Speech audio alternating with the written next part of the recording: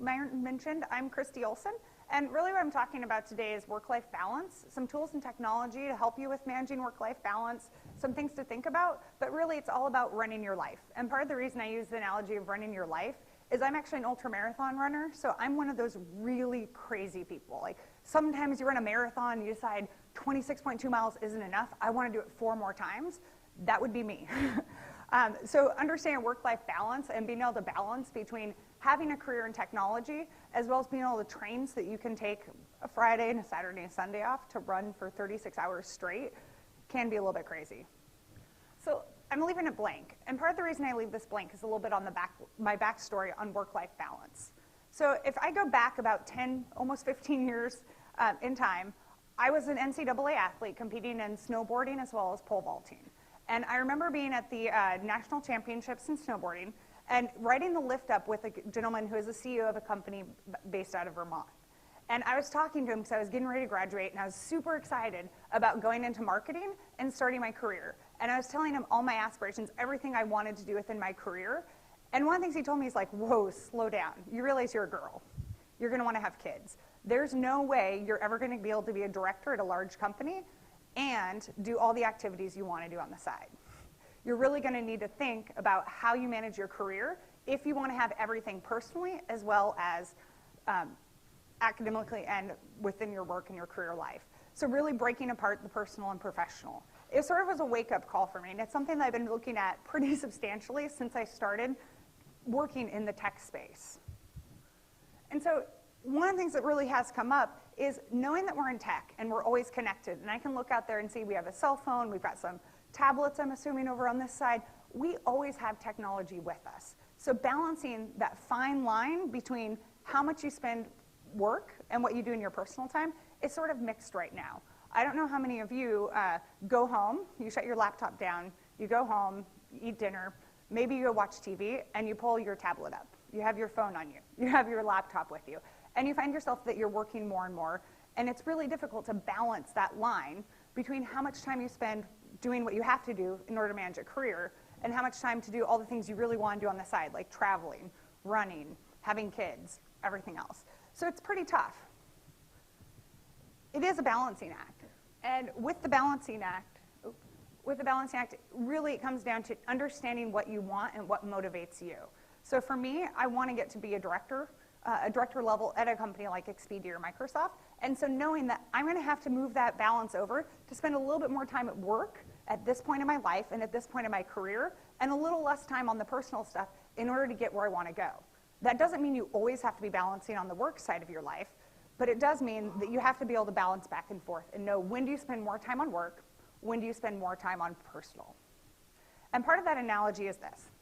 So I've got a glass of water. It's not the glass half full, it's not the glass half empty. It's how much does it weigh? Any guesses? Bueller? 8 ounces, great. So the amount of water in the glass and how much it weighs is actually absolute. It doesn't matter. Because I can hold this glass like this for a minute, and I'll be fine. If I hold it for 5 minutes, my arm might get tired. If I hold it like this for the entire presentation, I'm going to be having a hard time holding the water because there's some stress involved. But if I hold it for a full day, you might have to call an ambulance because I'm not going to be able to move my arm at the end of this presentation.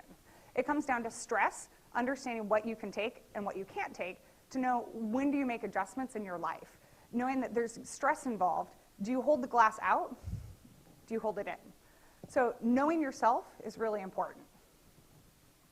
So with that, figuring out yourself and where you want to go can be important with your career as well as your personal life. So I think about it as a road and really charting your path as to where you want to go. As I mentioned before, I have a couple of different goals. I've always been working on setting 2 to 3 personal and professional goals at a time and breaking them into much smaller pieces to figure out how do I get to where I want to go. So for example, for me, I've got a handful of personal goals. And one of them, I want to be a mom at some point in time in my future. There's some things I'm not going to go into what you have to do on that end.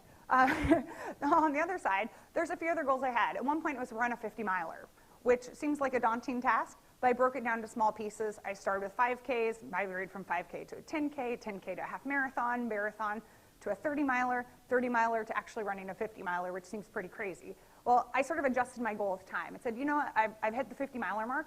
I now want to do 50 races at half marathon or greater before I turn 50. Professionally, I have some other goals as well. I wanted to work at Microsoft fresh out of college, and I was pretty lucky that I was able to accomplish that before I hit 30. And so it's like, okay, work in tech space, check, move on. What else would I want to do? I know I want to be a director. I also want to find something I'm passionate about and do it, and I want to give back with volunteering. Now, if I can align all three of these in a single area, that would be awesome. Might not happen. So in order for me to become a director, I've taken on additional projects at work. I do what I'm required to do, but then I find ways to go above and beyond my current day job so that to show my management team, my leadership team, I'm ready for the next level. That I can take on the additional stress, the additional workload, and they know and they trust that when they give me a project, I can complete it, I can complete it in the time they've specified, and that I can actually meet the expectations they have. Now, the giving back through volunteering, I found other ways to meet that. And I love doing volunteering projects. So I'm a member of Junior League of Seattle, which is a women's nonprofit organization that does a lot of volunteering. And I also joined the Rotary organization, which is another professional volunteer opportunity.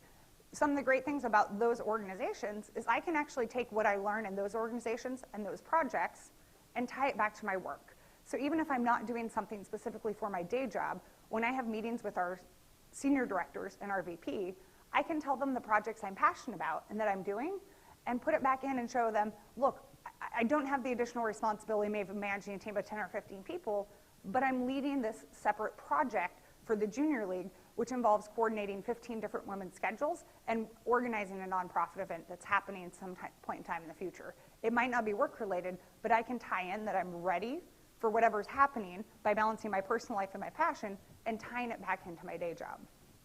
So something I'd highly, highly recommend you do, build a list. It doesn't have to have step-by-step on how you're going to get there, but if you don't know where you want to go, it makes it really difficult to figure out how you're going to get there and what you need to do to prove that you're ready.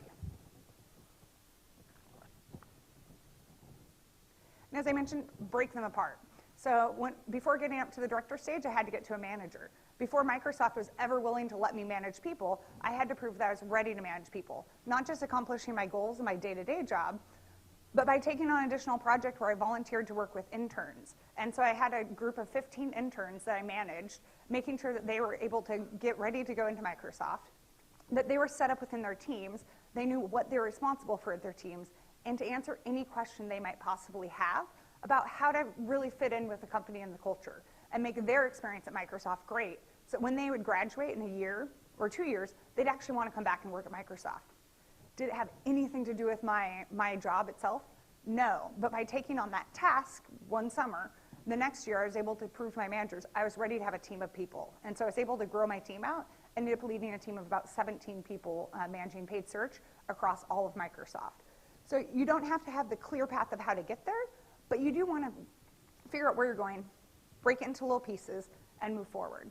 And one of the great analogies I had, if anybody's ever done this program called Financial Peace University with Dave Ramsey, is what they call the snowballing effect, where he used it in the term of debts, where if you have a lot of credit card debt, you start paying off your credit cards one by one. And so when you pay off the first credit card, you take all the money and you put it toward the second credit card, and you pay it off faster. And then when you pay off that second credit card, you take all the payments from the first and the second, you put it toward the third credit card or debt, and it's a snowball effect. You move much faster toward your goals by breaking it apart into small pieces, coordinating your efforts, and moving forward.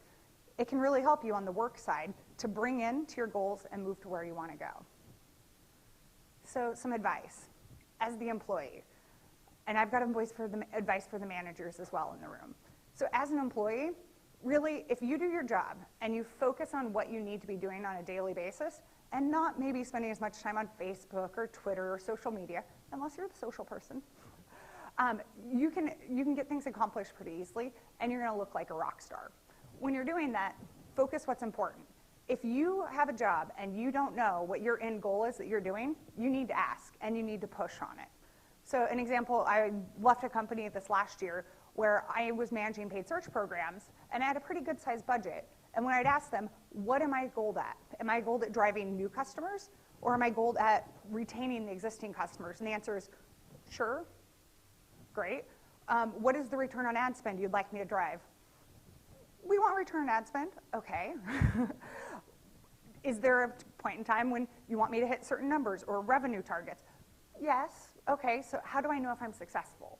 They wanted everything, but they couldn't be specific about what it would take for me to be successful at that job.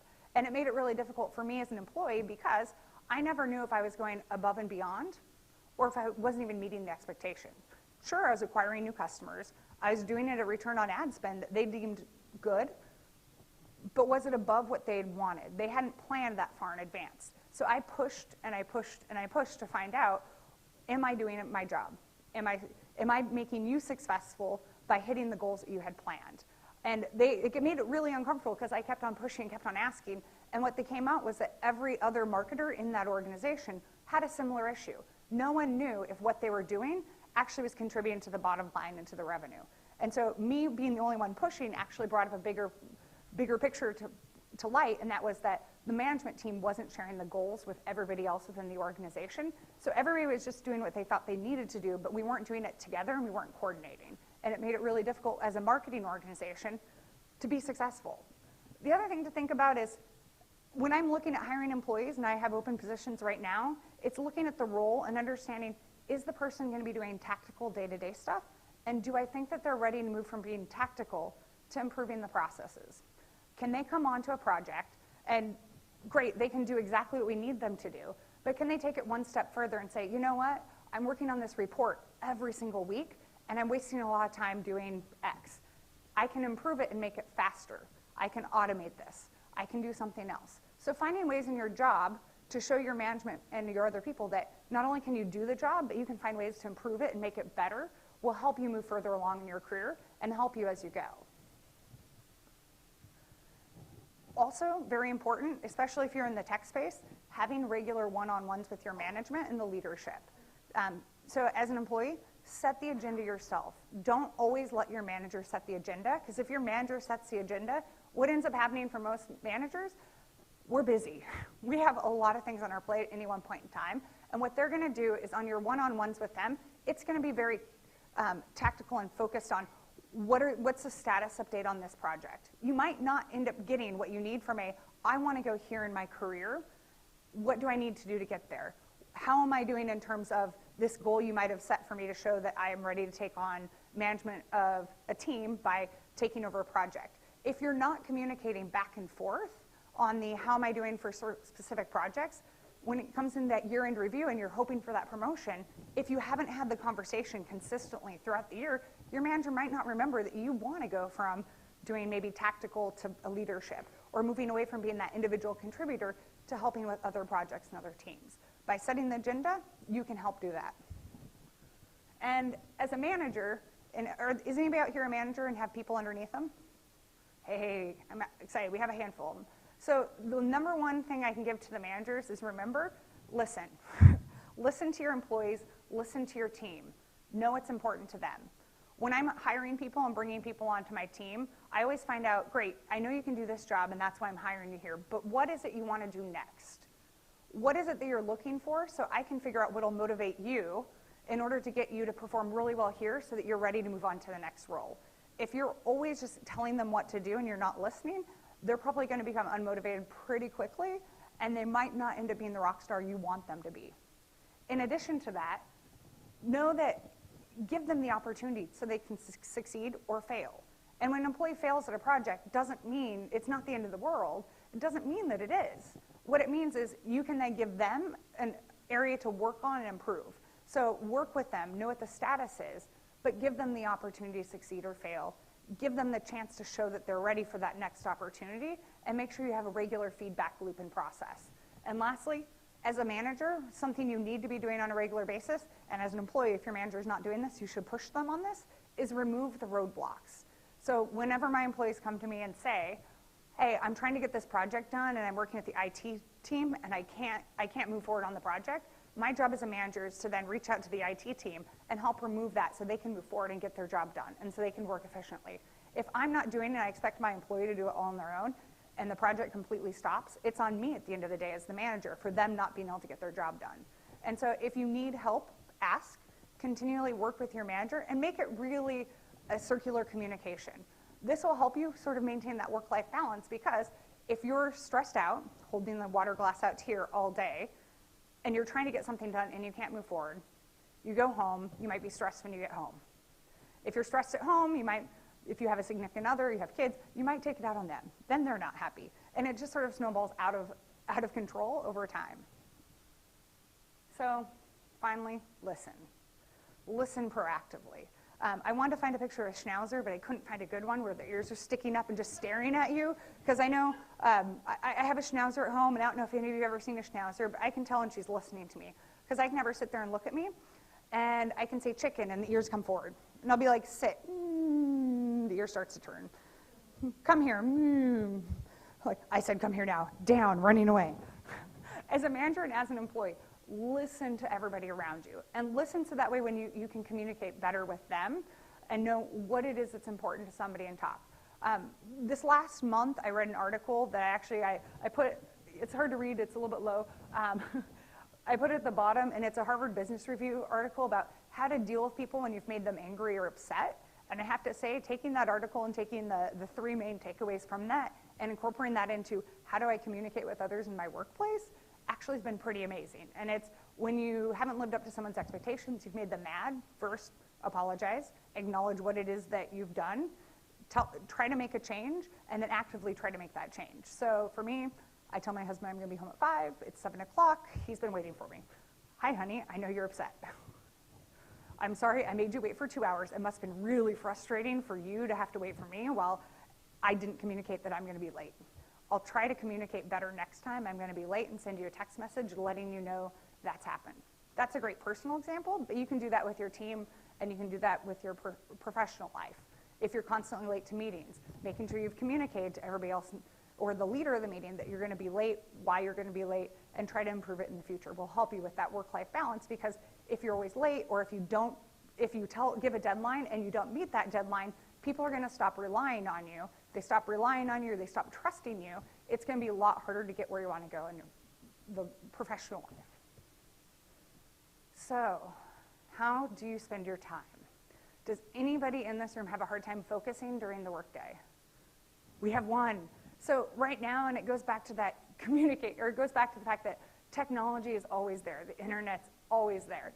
It's hard to manage work-life balance, partially because we have so much going all the time, and it's really difficult to figure out, like, okay, I've got an hour of the day, I want to spend 5 minutes doing Facebook to see what's happening with everybody in the world, but maybe you don't need to spend 5 minutes doing that.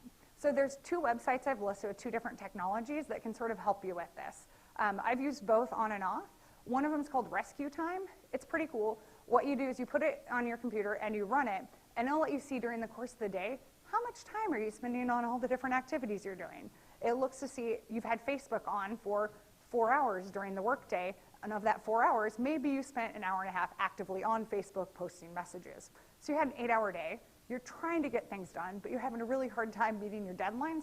Well, if you spend an hour and a half of that day, an eighth of your time working on Facebook or playing on Facebook, that might be why.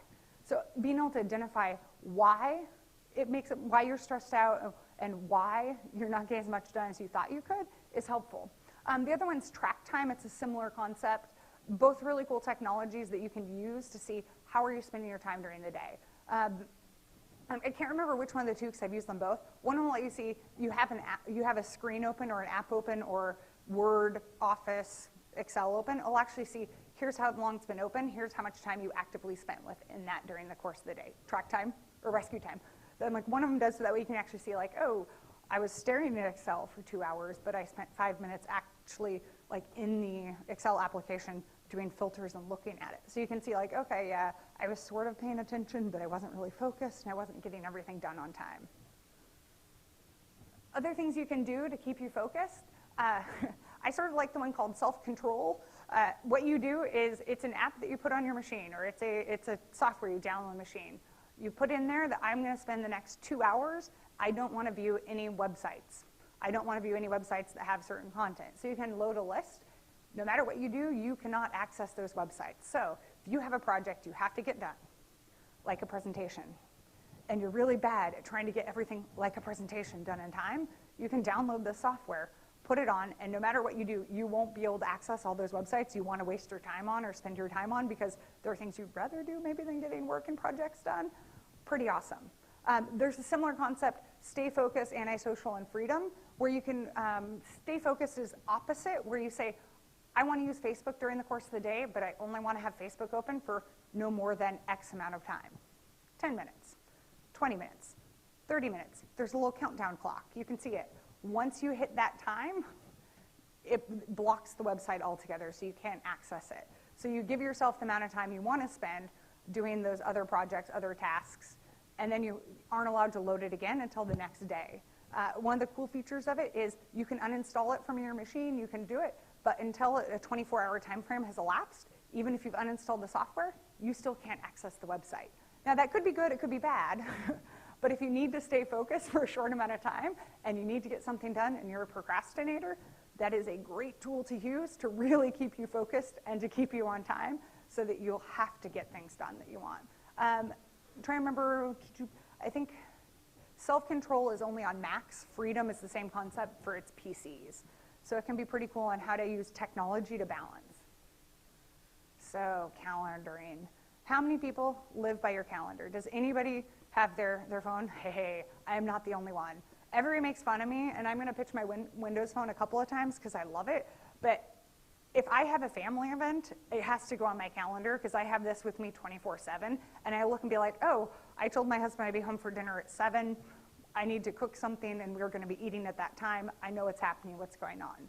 I own my calendar. I use it sort of like a check-off to-do list, but to know where I need to be, when I need to be there. And if it's not on my calendar, I'm sorry, I'm probably not going to be there because I have so much going on, it's out of sight, out of mind. So with owning your calendar, what do I mean by that? It really is blocking time during the course of the day. So I'm in a lot of meetings for work. Not as many as when I was at Microsoft. Expedia is a little bit better than that. But I probably spend 2.5 or 3 hours a day in meetings. From those meetings, I typically get 1 to 3 hours worth of projects and deliverables every single day. And then I have my day job where I actually have to get the stuff done that I was hired for. So I block time during the day. I'll have the meeting. I schedule 15, maybe 20 minutes after the meeting to do all my follow-up from that meeting, type up my notes, say, here's what I heard you say, here's what I need to deliver, and then try to see if I can deliver it during that time frame, or tell them when I'm going to deliver it. But I also block out time knowing that every week I need to bid on do all my bidding for a search perspective. It's going to take me 2.5 to 3 hours. I put that on my calendar and I block that time out. I use some of the color coordination tools, so I know like this is an absolute must. I can't move this meeting, or yeah, I can cancel this if somebody else needs my time. What I'm not telling you to do is block out your entire day nonstop, so if anybody tries to schedule you with a meeting, they can't find any time, because that's also not productive. But making sure that if you use your calendars to go on, you actually take time for your projects so that you have time to get work done. You're not just attending meetings all day. Another thing that's really important is keeping meetings, if you can, and you have control of this, to 15 to 30 minutes. I tell my employees, I'll have a one-on-one with them every week, and it's going to be 15 minutes, and I'll come in a little bit. I think I have the one on what that one-on-one time breakdown should be, but it's really focused 5 minutes, 5 minutes, 5 minutes. If we need more time, let's grab coffee, let's do something else at a different point in time, or we'll cancel this week's meeting and make it longer. But by keeping the meeting short, it gives me more time to get the stuff done during the day. I try to eliminate status meetings if I can by doing it in email. But the thing to know on email, if you have more than 5 or 6 mails going back and forth with questions, pick up the phone. People in technology are horrible at picking up the phone. But get on the phone, walk to the person's desk, call them. Much faster than sending another 20 emails back and forth where you're sitting there going, okay, how do I say this so I'm not going to offend them? And they get the point and the tone, and they won't infer things that I'm not trying to infer with the message. Important. And also just knowing when to say yes and knowing when to say no. I get meeting invites all the time. It's like, well, why am I going to be in that meeting? What is it that I can add for value in that meeting? And really starting to push back like, hey, I see you invited me to this meeting. Is there something I need to prepare for it, or is this just so I know something that's going on? Okay, well, I've got another project happening. Is it fine if I don't make this meeting, but instead I schedule 10 minutes with you later in the day to know if there's anything relevant to me, because I've got something else to work on. I'm not saying say no to every meeting invite, but just knowing and understanding what's really important and what's optional can help you maintain that work-life balance, because if you're in meetings for 8 hours a day, you're probably not getting your work done. If you're not getting your work done, that means at 5 o'clock when you should be going home, you're probably going to be working from home. And also, last but not least, create time for what's important to you. So on my calendar, I have both personal and work. And so you'll see on the personal side, I have evenings blocked out for doing like 2 hours worth of running or 2 hours worth of other activity in the evening. So that way if somebody says, hey, we've got a client meeting tomorrow night, can you come to dinner at this time? I can look and see like, what do I have planned, what do I have scheduled? No, I'm sorry, that's my personal time. If it's a really important meeting, sure, I'll bump it, but I might not. Calendaring, whose calendar looks like this, where it's busy, busy, busy, tentative, busy, busy, busy, tentative? This is my average week looks something like this. So one of the things I do is, because I have not only my work email, but I've got other email, I've got other calendaring programs, I sync my calendars. So I sync them so I can access them on my Outlook, and I sync them so I can access them on my phone. If you haven't done it, this can be pretty helpful for you. And so there's 2 different bit.ly links here of tools you can use to sort of sync your calendars and get them all together in a single place. I'd recommend you use it. Or here's my harmless plug. I no longer work for Microsoft, so this is not a Microsoft pitch. Get the Windows Phone. It automatically does that. You can hook up your Gmail, you can hook up your Facebook, you can hook up your multiple work accounts, and everything's on here in one single spot. So it's pretty cool on that end. And you don't have to worry about other technology that might break.